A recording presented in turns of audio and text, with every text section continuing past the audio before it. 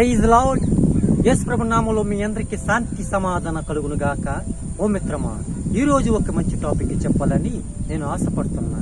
గలతీ పత్రిక 2వ అధ్యాయం 20వ వాక్యములో సెలవిచ్చినట్టు, క్రీస్తు నా యందు జీవిస్తున్నాడు.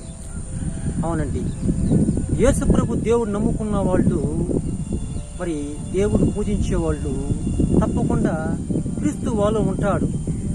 యేసు ప్రభు నమ్మలేని వాడు అపవాది వాళ్ళలో ఉంటాడు.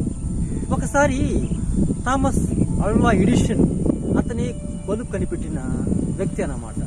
అతను ట్రైన్లో కూర్చొని వెళ్తున్నప్పుడు పక్కన బెర్త్ పైన చీటి పేకలు ఆడేవాళ్ళు ఉన్నారు.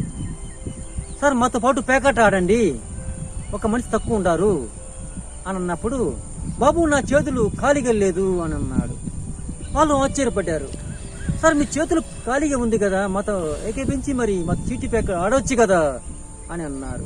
చూడు బాబు, క్రీస్తుకు నా హృదయం యానోడో ఇచ్చేశాను అన్నాడు. అప్పుడు వాళ్ళు ఆశ్చర్యపడ్డారు. వాళ్ళకి సువార్త చెప్పాడు. వాళ్ళు కూడా మారు మనసు పొంది దేవుడు నమ్ముకున్నారు. చూశారు. కాబట్టి క్రీస్తు మనలో ఉన్నప్పుడు మనకి శాంతి సమాధానం కలుగుతుంది. క్రీస్తు మనలో లేనప్పుడు మనకి సమాధానం ఉండదు, శాంతి ఉండదు, ప్రేమ ఉండదు, ఆరోగ్యం ఉండదు, సంపద ఏది ఉండదు. కాబట్టి క్రీస్తు నా యందు జీవిస్తున్నాడు అని నువ్వు చెప్పగలుగుతావా? అలా చెప్పగలిగే వాళ్ళే నిజమైన క్రైస్తవులు. క్రీస్తు నాలో జీవిస్తున్నాడు అనడానికి నీలో సక్త ధైర్యము దమ్ము నీకుందా? ఆనాడు థామస్ అల్వా ఎడిషన్ చెప్పాడు. ఎందుకు చెప్పాడు?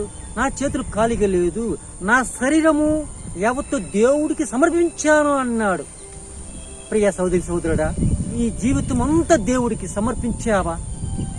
ఒక్కసారి మీ ఆత్మ పరిశోధన చేసుకోండి. ఈ వాక్యం విన్న వాళ్ళు ప్రతి ఒక్కరు బహుగా దీవించాలని యేసు ప్రభు నామములో ప్రార్థన చేస్తున్నాను. పరలోకమున్న పరమ తండ్రి, ఆమెన్. మీ శ్రేయాభిలాషి థామస్. సబ్స్క్రైబ్ చేయడం ద్వారా మాకు తెలియజేసి పక్కనే ఉన్న బెల్ని క్లిక్ చేయండి.